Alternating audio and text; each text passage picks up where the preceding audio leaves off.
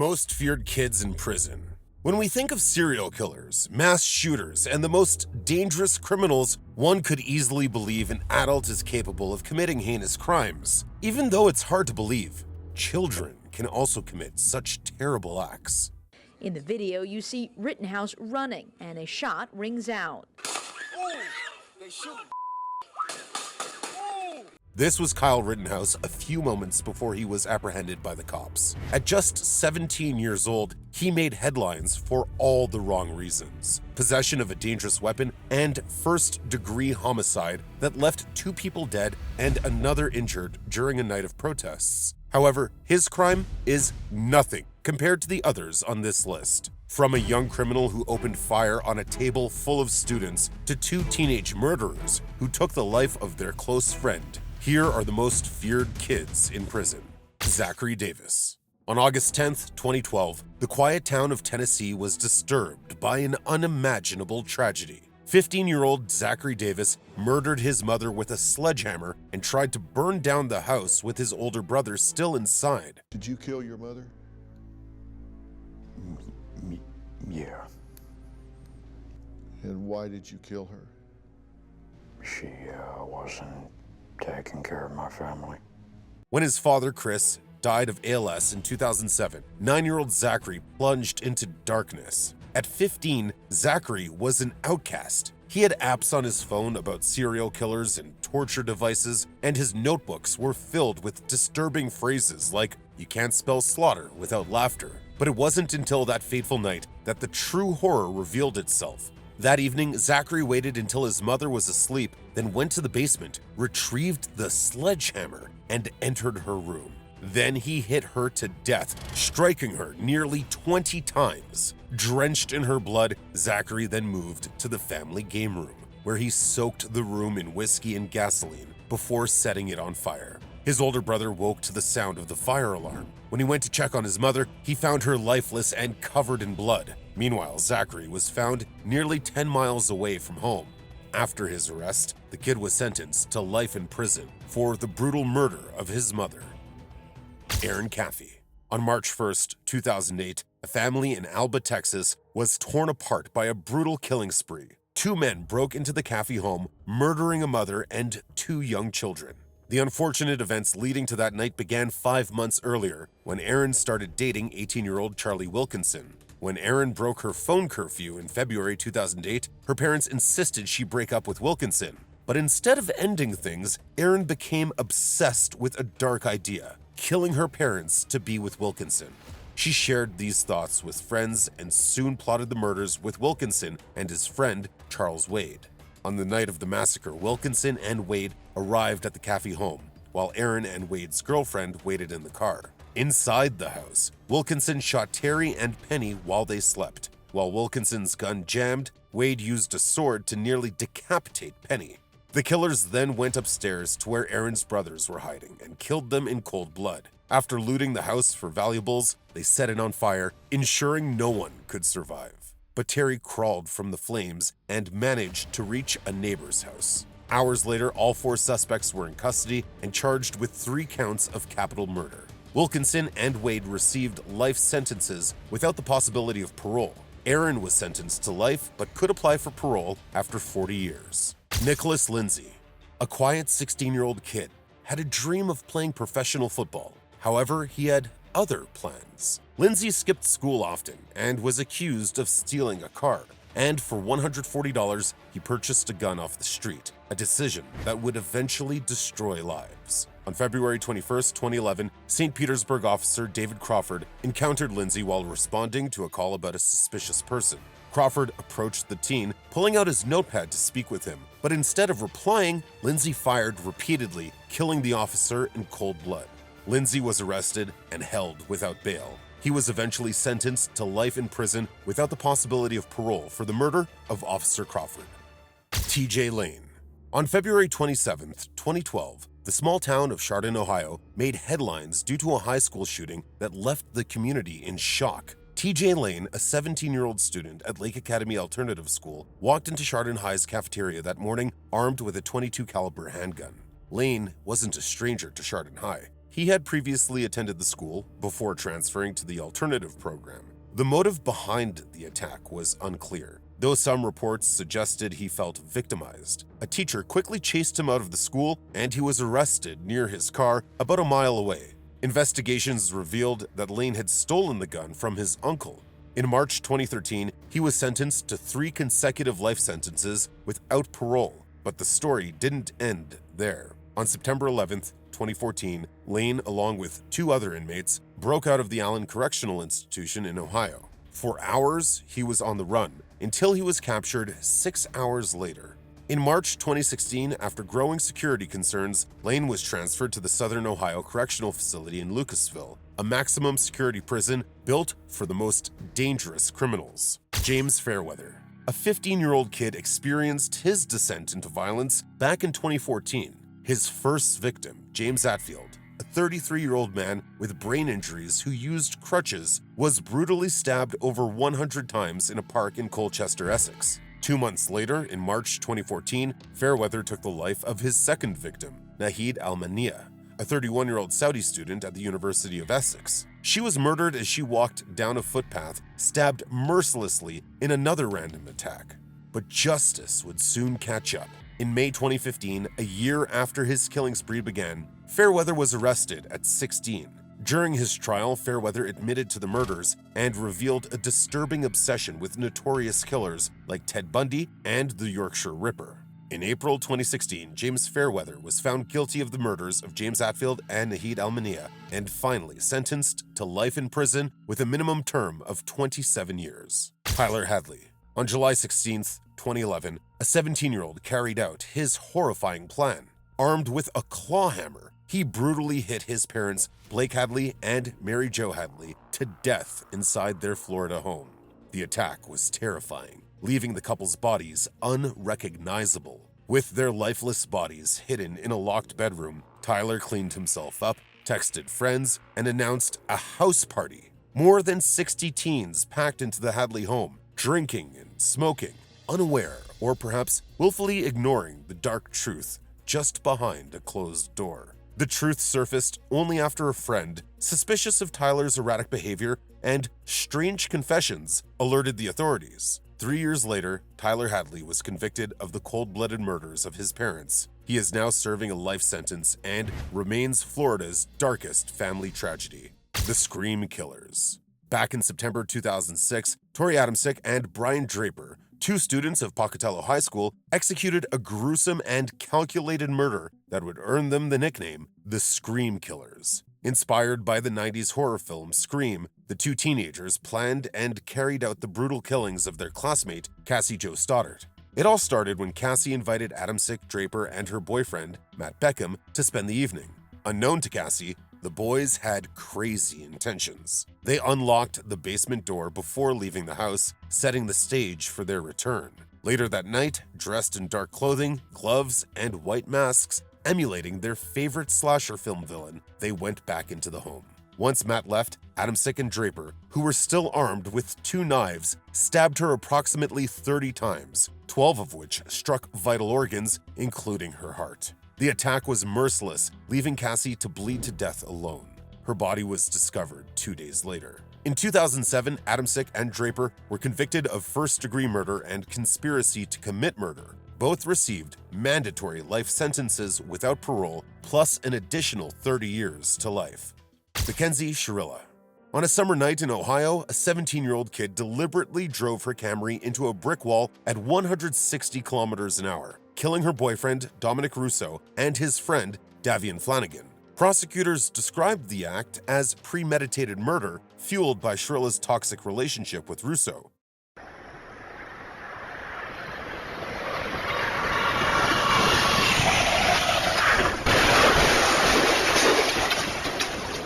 The violent crash into the side of a Cleveland area commercial building left both men dead at the scene. Shirilla survived, but the court found her guilty of 4 counts of murder, along with charges of felonious assault, aggravated vehicular homicide, and other crimes. At her sentencing, she was handed 2 concurrent life sentences, with the possibility of parole after 15 years. George Stinney Jr. On June 16, 1944, South Carolina executed George Stinney Jr., a 14-year-old boy. He remains the youngest person executed in the U.S. during the 20th century. Stinney, a black teenager, was accused of murdering two young white girls, 11-year-old Betty June Binnicker and 8-year-old Mary Emma Thames, with a railroad spike. His trial lasted just 3 hours, with an all-white jury deliberating for only 10 minutes before condemning him to death by electrocution. 6 weeks later, George Stinney faced the electric chair. At just 5'1" and weighing barely 90 pounds, the guards struggled to secure his small frame. When the lethal current surged through him, the oversized mask slipped from his face, exposing the dead kid behind the mask.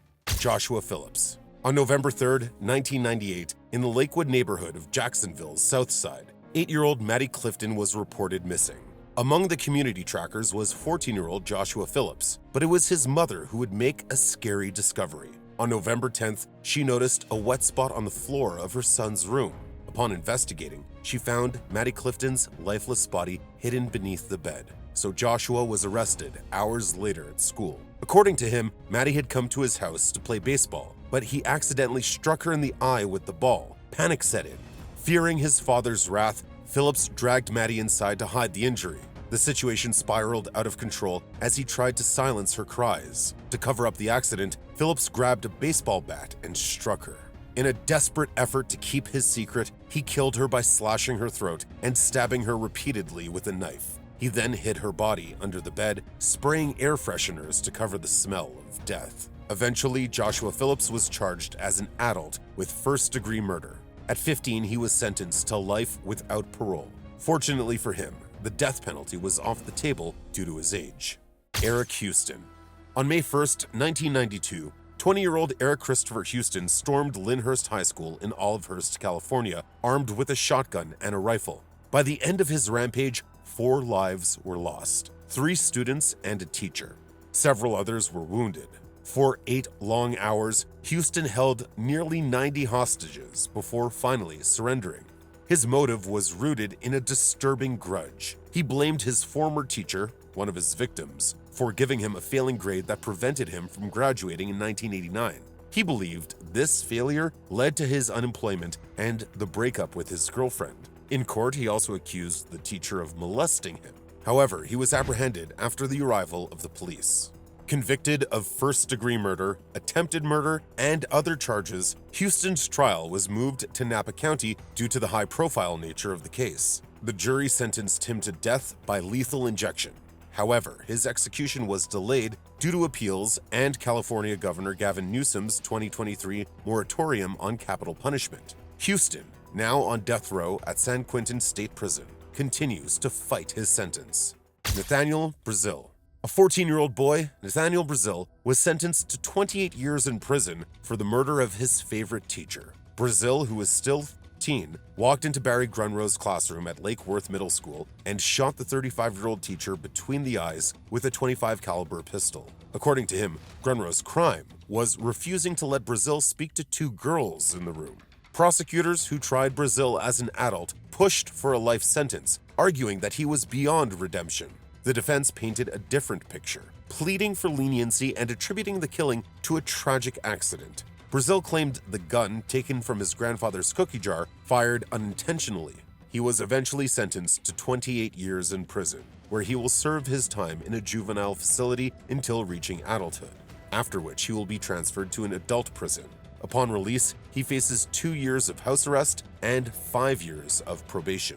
Luke Woodham. On October 1st, 1997, 16-year-old Luke Woodham unleashed terror at Pearl High School in Pearl, Mississippi. Armed with a hunting knife, he walked into the school and opened fire, killing 2 students and injuring 7 others. Earlier that morning, Woodham had hit his mother, Mary Ann, to death in their home with a baseball bat. Her crime, according to him, was putting him through years of abuse. But investigators found no evidence of abuse, only a son consumed by anger and hate.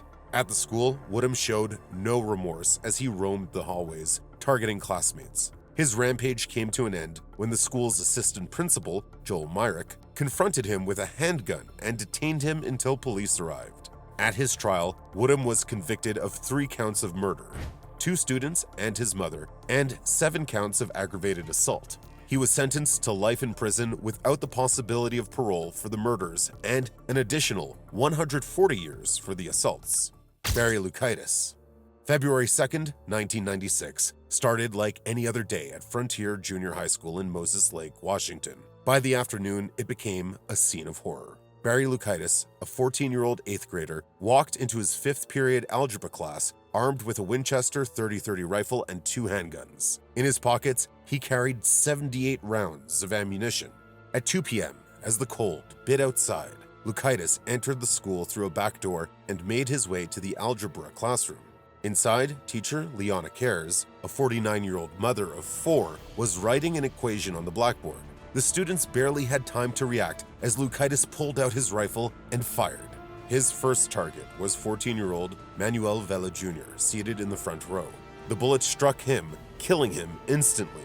A second shot killed 14-year-old Arnie Fritz, seated just behind Vela. A third hit 13-year-old Natalie Hintz, tearing through her arm.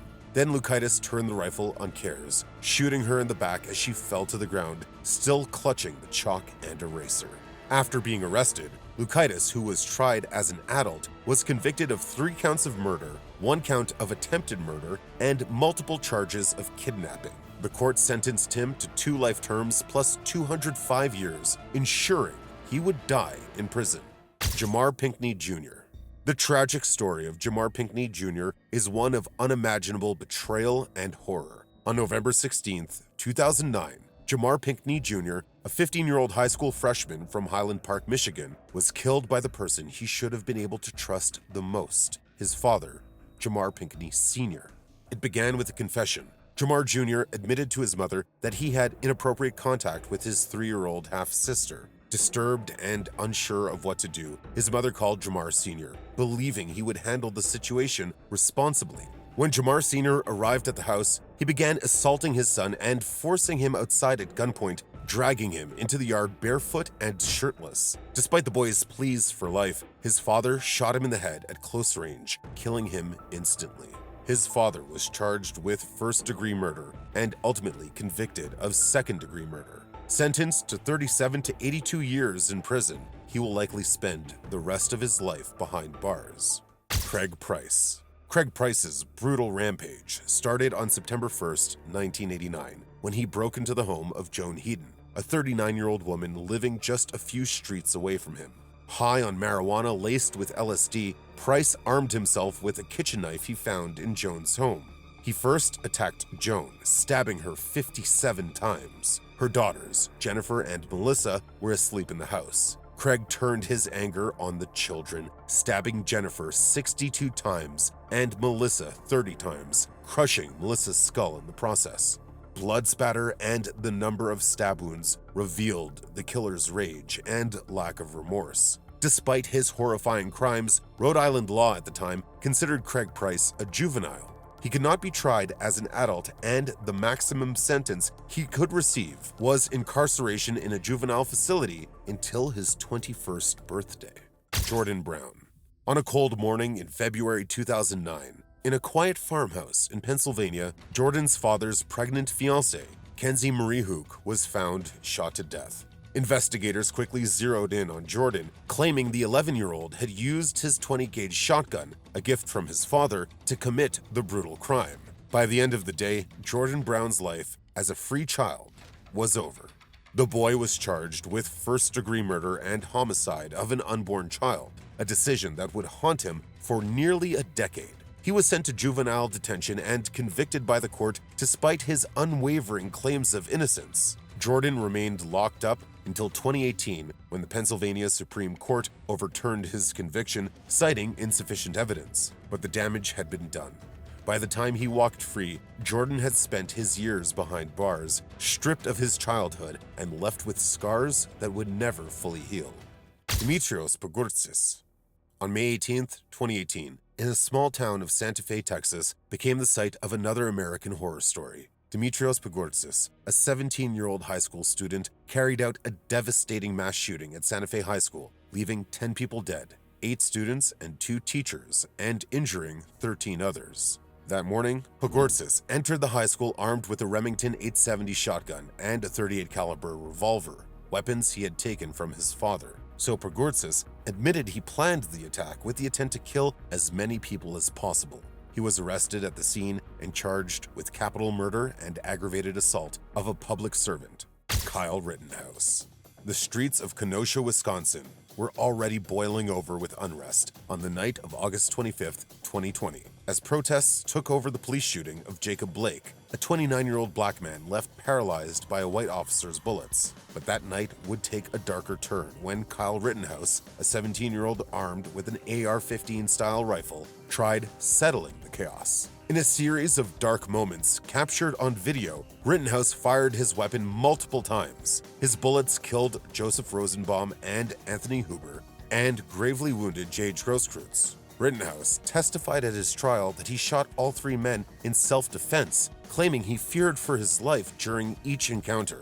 In November 2021, Rittenhouse was acquitted on all charges, the jury siding with his claim of self-defense. The events that night, however, left two men dead, one severely wounded, and a community forever scarred by bloodshed.